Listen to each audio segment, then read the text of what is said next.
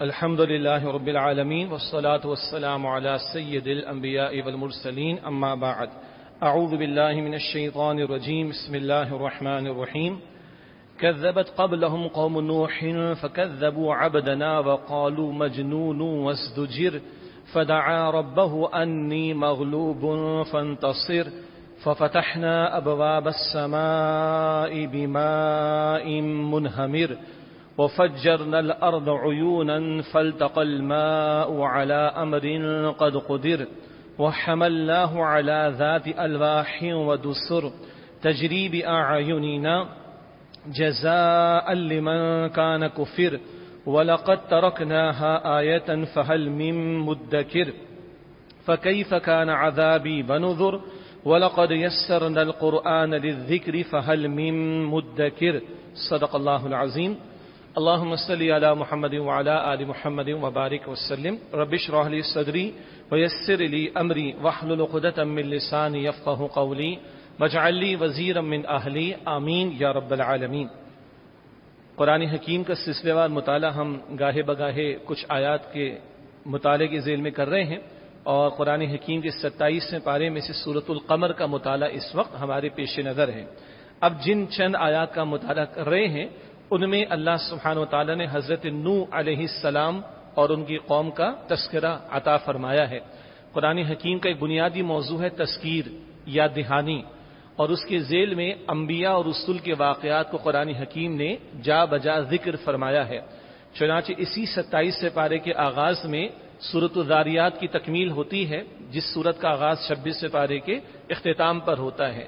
اس کے مطالعے کے ذیل میں بھی یہ بات سامنے آئی تھی کہ یہ پچھلی اقوام کے واقعات کے بیان کی حکمتیں کیا ہیں، اور قرآن حکیم میں یہ موضوعات طویل مکی صورتوں میں بھی آئے ہیں، جیسے کہ سورۃ الاعراف میں، سورہ ہود میں، سورۃ الشعراء میں، اور آخری پاروں میں ان مختصر صورتوں میں ان واقعات کو مختصراً بیان کیا گیا۔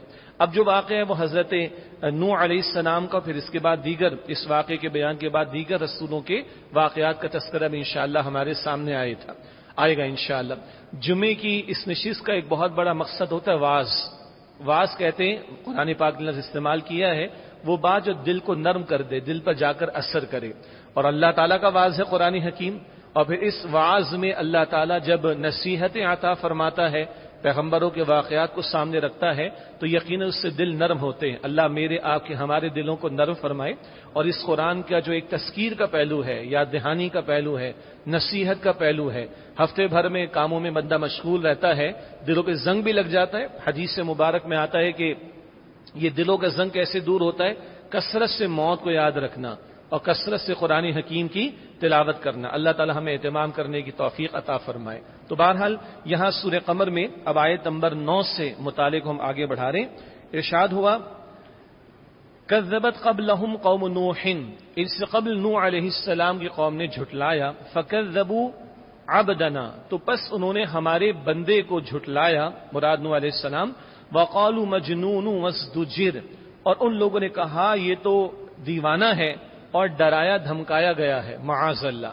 یہ بات بھی بار بار قرآن حکیم میں آتی ہے کہ ناہنجار اور ہٹ دھرمی پر اڑے ہوئے لوگوں نے نہ صرف یہ کہ پیغمبروں کی تکذیب کی، یعنی ان کی دعوت کا رد کیا، بلکہ ان کا مذاق بھی اڑایا۔ یہی الفاظ، یہ لفظ مجنون کا، یہ مشرکین مکہ نے خود نبی اکرم صلی اللہ علیہ وسلم کے لیے بھی استعمال کیا تھا، معاذ اللہ۔ تو یہ قوموں کی ہٹ دھرمی، اس میں یکسانیت نظر آتی ہے۔ قوم یہ کہتی تھی تو مجنون ہے، دیوانہ ہے، ہم تو باپ دادا کی جو ہے وہ باتوں پر چلے آ رہے ہیں، آبا و اجداد کی پیروی کرتے چلے آ رہے ہیں، اور یہ کہتا ہے کہ ایک اللہ وحدہ لا شریک کی بات مانی جائے، معاذ اللہ۔ تو اس کو دیوانگی کہتے تھے، اس کو جنون کہا کرتے تھے۔ آگے لفظ ہے وازدجر، اور یہ تو ڈرایا دھمکایا گیا ہے۔ قوموں نے جنہوں نے بت پرستی کی روش اختیار کی، انہوں نے یہ بھی پیغمبروں کو کہا کہ تم نے ہمارے ان بتوں کی نفی کی ہے، ہمارے ان معبودوں کی تم نے نفی کی ہے، تو لگتا ہے کہ ان میں سے کسی کا اثر تم پر آ گیا، ان میں سے کسی کی جو ہے وہ پھٹکار تم پر پڑ گئی، معاذ اللہ ثم معاذ اللہ۔ یا کبھی کہا کرتے تھے تم پر کوئی آصیب آ گیا ہے، تم جو ہمارے الفاظ چلتے ہیں نا، سایہ پڑ جانا، تو تم پر کوئی آسیب کا اثر ہو گیا ہے تو لگتا ہے یہ تو مجنون ہے، معاذ اللہ، وزجر اور ڈرایا دھمکایا گیا ہے۔ یہ اس قوم نے الفاظ استعمال کیے نوح علیہ السلام کے لیے۔ باقی جب طویل مکی صورتوں کا مطالعہ کریں، سورہ ہود مثال کے طور پر، تو وہاں تفصیل سے واقعے کو اللہ تعالیٰ نے بیان فرمایا۔ آگے ارشاد ہوا جب قوم کی روش رہی، اور آپ کے علم ہے کہ 950 برس تک مستقل حضرت نوح علیہ السلام دعوت توحید اس قوم کے سامنے پیش کرتے رہے۔ 950 برس کا معاملہ، یہ ذکر سورۃ العنکبوت میں آتا ہے۔ اور کس کس انداز سے انہوں نے دعوت دی اپنی قوم کو، یہ ذکر 29 پارے میں، سورت کا نام ہی سورہ نوح ہے۔ اس سورہ نوح کا مطالعہ کریں، اللہ میں نے ان کو دن میں بھی پکارا ہے، اللہ میں نے ان کو رات کو بھی پکارا ہے، اللہ ان کو میں نے انفرادی طور پر بھی دعوت دی، اللہ ان کو میں نے مجموع میں بھی دعوت دی ہے، میں نے اکیلے جا کر ان کو دعوت دی ہے، اور پورے مجموع میں کھڑے ہو کر دعوت دی ہے، مگر یہ مان کر ہی نہیں دیتے۔ 950 برس مستقل حضرت نوح علیہ السلام استقامت کا پہاڑ بنے رہے۔ بعض مرتبہ ہمارے ہاں جب دین کی دعوت دینے والے، دین کا کام کرنے والے کبھی پریشان ہوتے ہیں، کہتے ہیں نتیجے ہی سامنے نہیں آ رہا، لوگ سن کر ہی نہیں دیتے، لوگ مان کر ہی نہیں دیتے، لوگ بات ہی نہیں مانتے۔ اور بھائی پہلی بات تو ہے کہ لوگوں نے نبیوں کی بات نہیں مانی، آپ کی میری حیثیت کیا ہے؟ پھر آگے سے لوگ کہتے ہیں کہ بھئی صبر کتنا کریں، تو ہم کہتے ہیں 950 سال تو کرو کم سے کم۔ 950 برس یہ حضرت نوح علیہ السلام کی داستان ہے، اور یہ قرآن کریم قصوں کی کتاب تو نہیں ہے نا، قرآن ہدایت کی کتاب ہے، رہنمائی دینے والی کتاب ہے۔ بہرحال اس وقت تو اتنی عمر کا تصور بھی ہمارے ہاں ممکن نہیں، سمجھانے کے لیے ہے۔ صبر کرو، تم اپنا کام کرو، اللہ اپنا کام کرے گا۔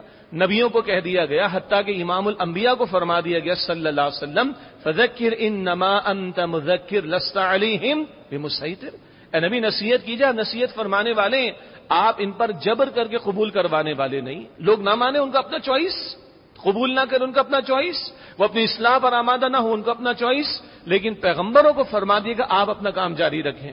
حتیٰ کہ قرآن حکیم میں سورۃ البقرہ کے شروع میں آتا ہے نا، ان الذین کفروا سواء علیہم اانذرتہم ام لم تنذرہم لا یؤمنون، بے شک جن لوگوں نے کفر کیا، سواء علیہم، اے نبی ان کے حق میں برابر ہے، اانذرتہم ام لم تنذرہم، خواہ آپ ان کو انذار کریں، اللہ کے عذاب سے ڈرائیں یا نہ ڈرائیں، فہم لا یؤمنون، وہ ایمان نہیں لائیں گے۔ اس پر اہل علم نے لکھا، فرمایا جا رہا ہے سواء علیہم، ان کے حق میں برابر ہے، یہ نہیں فرمایا گیا سواء علیکا، آپ کے حق میں برابر ہے، نہیں، ان کے حق میں برابر ہے، وہ نہیں مان کر دیں گے۔ لیکن پیغمبر کو روکا نہیں گیا ہے دعوت کا کام کرنے سے، اور پیغمبر کے ذریعے ہمیں سمجھایا جا رہا ہے علیہ السلام، تم اپنا کام کیے جاؤ، تم نتیجے سے بے پرواہ ہو کر اپنی محنتیں لگائے چلے جاؤ۔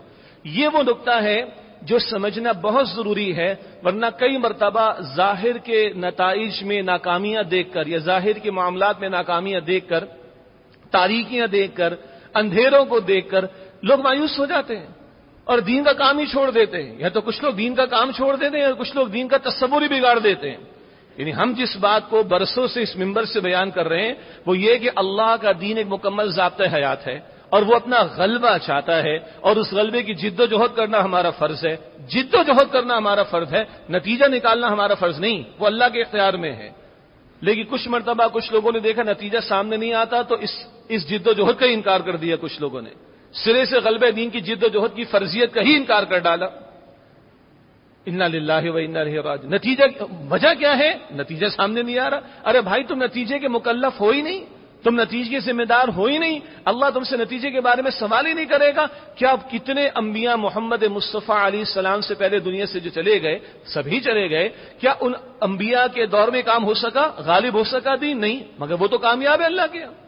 محنت کرنا، جد و جہد کرنا ہمارا فرض ہے، نتیجے کے ہم مکلف نہیں۔ تو یہ نکتہ کہ یہ جو پیغمبروں کی داستانیں ہمارے سامنے آتی ہیں، یہ جو پیغمبروں کے واقعات ہمارے سامنے آتے ہیں، یہ اہل ایمان کی ترغیب کے لیے، تشویق کے لیے، ان کی انسپریشن کے لیے، ان کی موٹیویشن کے لیے، ان کو دین میں اور آگے بڑھنے کے لیے، جد و جہد میں اور آگے بڑھنے کے لیے، اپنے جان، مال، وقت، اوقات، صلاحیت سب کچھ کھپانے کے لیے اللہ تعالیٰ اس سے رہنمائی ہمیں عطا فرماتا ہے۔ خیر، کہ عرض کی اب اللہ کے سامنے، فدعا ربہ، نوح علیہ السلام نے اپنے رب کے حضور دعا کی، انی مغلوب، بے شک اے میرے رب میں تو مغلوب ہو گیا ہوں، فانتصر، پس تو میرا انتقام لے لے۔ اللہ اکبر کبیرہ۔ یہ بھی ذہن میں رکھیں، نبی شفیق ہوتے ہیں اپنی قوم کے لیے، شفیق والد کی طرح ہوتے ہیں، مگر نبی میں غیرت دینی بھی ہوتی۔ ایک وقت آتا ہے شعیب علیہ السلام دعا کرتے ہیں، نوح علیہ السلام کی دعا آ رہی، دیگر انبیاء اور رسول کی دعا آتی ہے، موسیٰ علیہ السلام کی دعا آتی ہے، فافتح بینی و بین قومی، اے اللہ میرے اور میری قوم کے درمیانہ فیصلہ فرما دے۔ نبی بھی اللہ کے حضور دعا کرتے ہیں۔ یہاں کیا دعا ہو رہی ہے؟ فدعا ربہ انی مغلوب، بس انہوں نے اپنے رب کو پکارا کہ بے شک اے میرے رب میں تو مغلوب ہوں، فانتصر، بس تو میرے انتقام لے لے، مجھے مدد عطا فرما دے، میری نصرت فرما دے، ان سے بدلہ لے لے، ان سے انتقام لے لے۔ اس سے بھی رہنمائی ملتی ہے، رسولوں نے بھی کس کو پکارا؟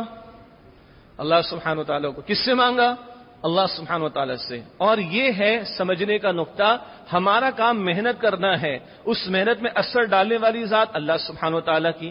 جب دعوت دین کا کام بھی جاری ہو تب بھی دعا اللہ سے۔ حدیث مبارک میں آتا ہے، نبی اکرم صلی اللہ علیہ وسلم نے ارشاد فرمایا، بندوں کے دل اللہ سبحانہ و تعالیٰ کی 2 انگلیوں کے درمیان میں ہے۔ اللہ جب چاہے جس طرف چاہے پھیر دے۔ اللہ کے پیغمبر راتوں کو دعا کر رہے ہیں، اللہ عمر بن ہشام، یہ ابو جہل کا نام ہے، اور عمر بن خطاب رضی اللہ عنہ، اللہ ان 2 میں سے ایک تو مجھے عطا فرما دے۔ تو دعوت دین کے کام کے دوران بھی دعا اللہ سے۔ ہماری محنتوں سے کچھ نہیں ہوگا جب تک کہ اللہ کا اذن نہ ہو، ہماری جد و جہد سے کچھ نہ ہوگا جب تک کہ اللہ کا اذن نہ ہو۔ پیغمبروں نے بھی اللہ کو پکارا، پیغمبروں نے بھی اللہ سے مانگا، فانتصر، پس تو میرے انتقام لے لے، مجھے مدد و نصرت عطا فرما، میرے انتقام لے لے، یعنی میری جانب سے۔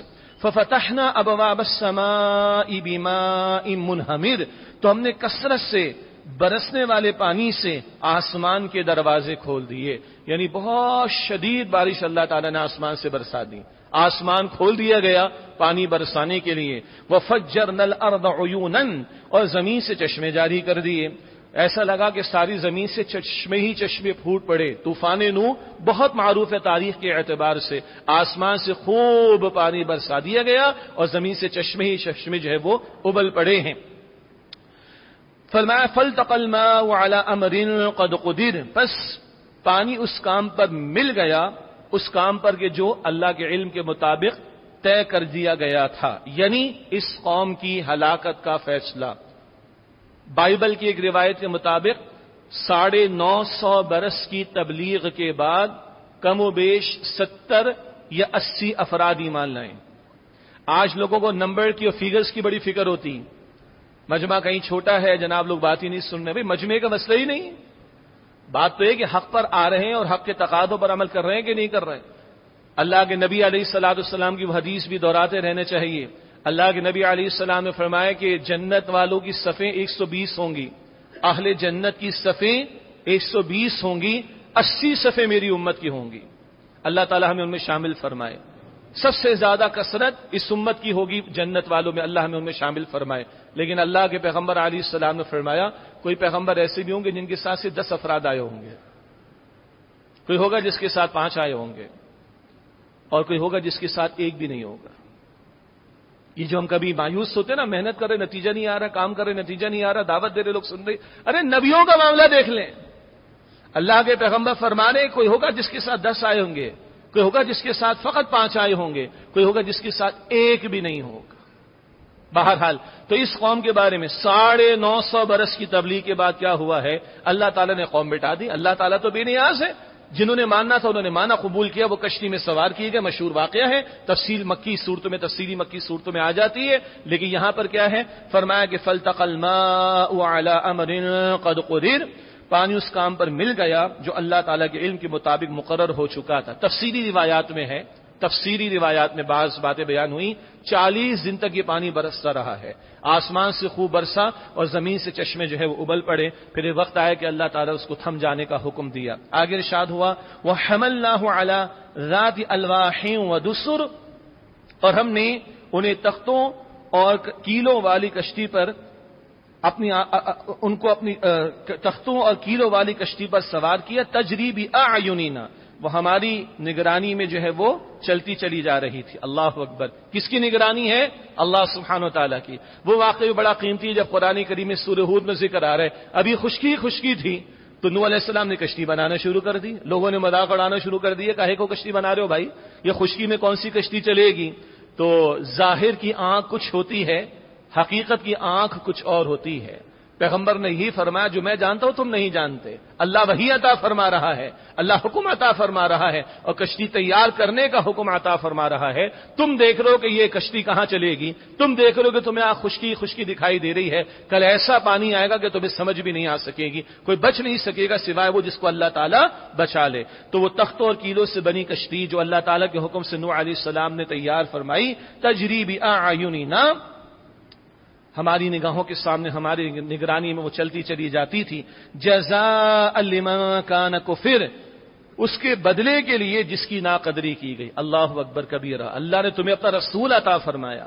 رسول اللہ کا نمائندہ ہوتا ہے, زمین والوں کے لیے رحمت ہوتا ہے, نعمت ہوتا ہے, لیکن لوگوں نے مجنون کہا ہے اس کو, معاذ اللہ. لوگوں نے دیوانہ کہا اس کو, معاذ اللہ. لوگوں نے کہا یہ ڈرایا دھمکایا گیا ہے. لوگوں نے کی ناقدری. مگر اللہ کی قدر افزائی کیا ہے؟ اللہ کے ہاں قدر افزائی یہ ہے کہ چند ماننے والوں کے سوا ساری قوم کو اللہ تعالی نے غرق کر دیا. اس ناشکری کرنے والی قوم کی, ناقدری کرنے والی قوم کی سزا اللہ بیان فرما رہا ہے, اور اپنے ایک بندے کی قدر افزائی کا اللہ سبحانہ و تعالی ذکر فرما رہا ہے. اس سے نقطہ سمجھیں پیغمبر کی ذات کس قدر رحمت والی ہوتی ہے, پیغمبر کی ذات کس قدر عظمت والی ہوتی ہے, پیغمبر کی ذات کس قدر قدر والی ہوتی ہے. اگر اس کی شان میں گستاخی ہو, اگر اس کی توہین کی جائے, اگر اس کی اہانت کی جائے, تو اللہ اس طرح قدر افزائی کرتا ہے اپنے بندے کی, اور اس طرح ناقدری کرنے والوں کو اور ناشکری کرنے والوں کو اللہ تباہ و برباد بھی کر دیتا ہے. اللہ اکبر. آگے ارشاد ہوا وَلَقَدْ تَرَكْنَاهَا آیَةً فَهَلْ مِن مُدَّکِرٍ, اور یقیناً ہم نے اسے ایک بطور نشانی رہنے دیا, تو کوئی ہے کہ نصیحت حاصل کرنے والا ہو. یعنی اس کشتی کو اللہ تعالیٰ نشانی قرار دیتا ہے, جیسے اور مقامات پر کچھ اور پہلوؤں کو اللہ تعالیٰ نے نمایاں فرمایا. کبھی فرعون کی لاش کا ذکر قرآن کرتا ہے سورہ یونس کی آیت نمبر 90 91 92 میں کہ فَالْيَوْمَ نُنَجِّيكَ بِبَدَنِكَ لِتَكُونَ لِمَنْ خَلْفَكَ آیَةً, آج تیرے بدن کو ہم محفوظ رکھیں گے, بعد میں آنے والوں کے لیے ایک نشانی قرار دیا اسے.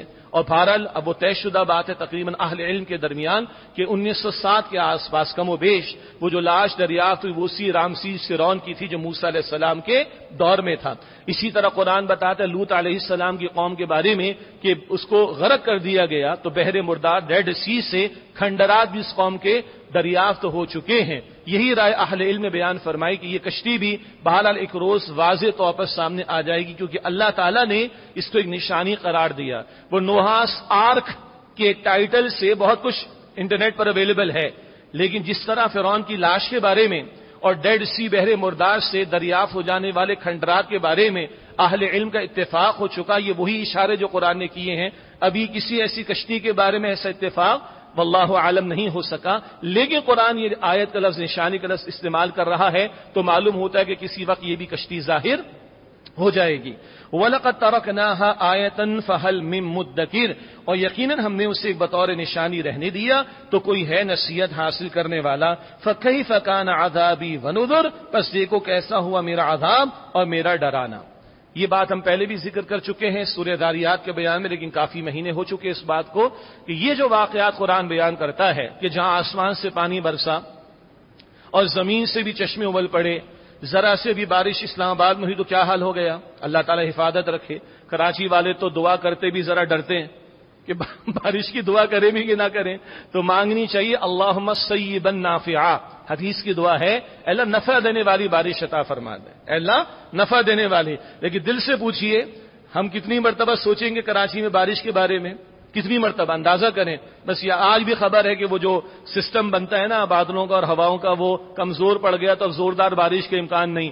تو ہم نے بھی کہا تھینکس ٹو اللہ سبحانہ و تعالیٰ. سب کو ہی پتا ہے کیا حالت ہوتی, اسی مسجد کے باہر کیا حالت ہوتی ہے, آپ کو بھی پتا ہے, مجھے بھی معلوم ہے, پورے شہر کا حال کیا ہوتا ہے.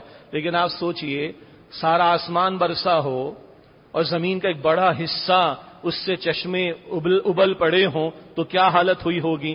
بارش تو آج بھی برستی ہے نا, ہم کہتے ہیں فزیکل فینومینا ہے, یا چلیں اب وہ یو اے ای والے بھی اور فلاں بھی مصنوعی بارش بھی برسا رہے ہیں, لیکن چلے نیچرلی بھی تو بارش کا سسٹم بنتا ہے نا, واٹر سائیکل, اس کے نتیجے میں آگے بارش کا معاملہ. عرض کرنا یہ چاہ رہا ہوں کہ قوموں کے عروج و زوال کے اعتبار سے جب قرآن کریم کا مطالعہ کرتے ہیں تو قرآن حکیم میٹا فزیکل کازز بھی قوموں کی تباہی کی بیان کرتا ہے۔ میٹا فزکس کیا ہے؟ اخلاقیات کا میدان۔ بھائی یہ ہوگا تو ایسا ہوگا تو بارش ہو جائے گی، ایسا ہوگا تو زلزلہ ہوگا، یہ فزکس کی بات ہے، ایک میٹا فزکس کی بات ہے۔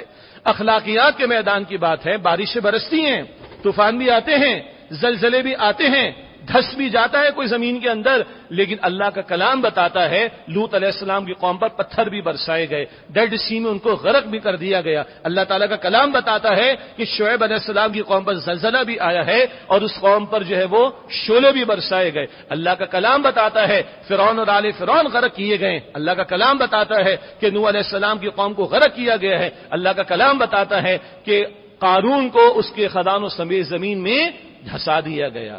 تو دھسا دیا جانا، زلزلے کا آنا، طوفانوں کا آنا، بارشوں کا آنا، یہ عموماً بھی ہوتا ہے، یہ فزیکل کازز کے تحت بھی ہوگا، مگر وہ لاز بھی اللہ نے بنائے ہیں۔ لیکن اللہ کا کلام بتاتا ہے، یہ قوموں کے واقعات بتاتے ہیں کہ قوموں پر آنے والی تباہیاں ان کے اخلاقی بگاڑ کی وجہ سے بھی ہوتی ہیں۔ اور آج دنیا میں اخلاقی بگاڑ اپنی انتہا کو پہنچا ہوا ہے، اور آج اثرات ہم اپنے شہروں اور ملکوں میں دیکھ رہے ہیں۔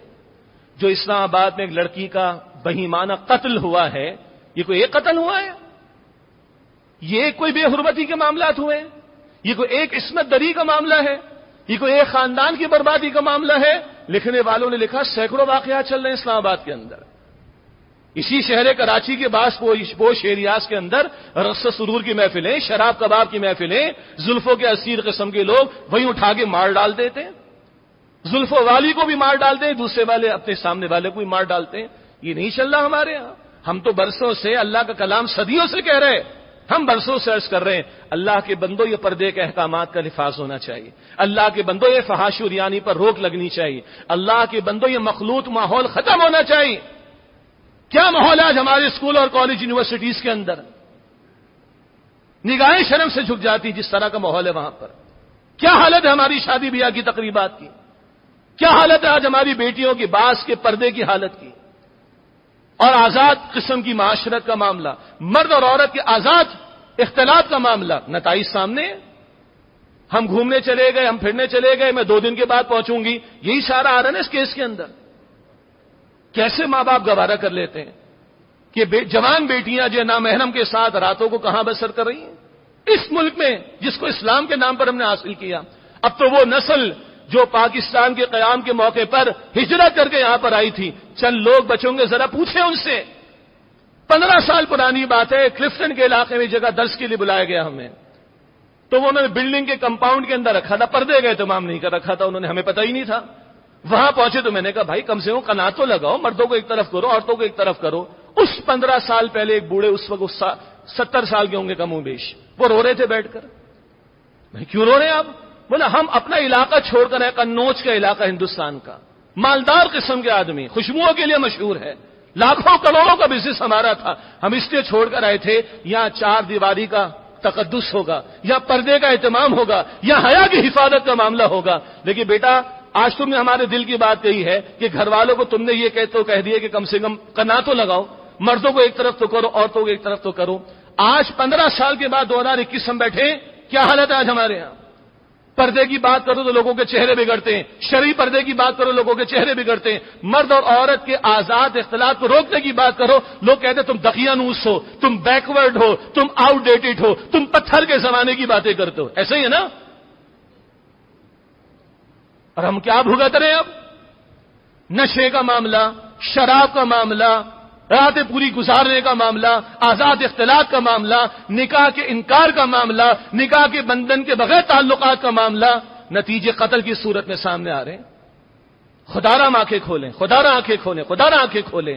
تو یہ ہم نہیں کہہ رہے کہ اللہ پتھر ہی برسا کر ہمیں مارے، استغفر اللہ، معاذ اللہ، اللہ کے عذاب کو دعوت نہیں دینی چاہیے، اللہ حفاظت فرمائے۔ کہنے کا مطلب یہ ہے، یہ واقعات بتاتے ہیں کہ قوموں کا بگاڑ، جب اخلاقی بگاڑ ان میں آتا ہے تو پھر اللہ کی طرف سے سختیاں آتی ہیں، اللہ کی طرف سے عذاب آتے ہیں، اللہ کی طرف سے پکڑ بھی آتی ہے۔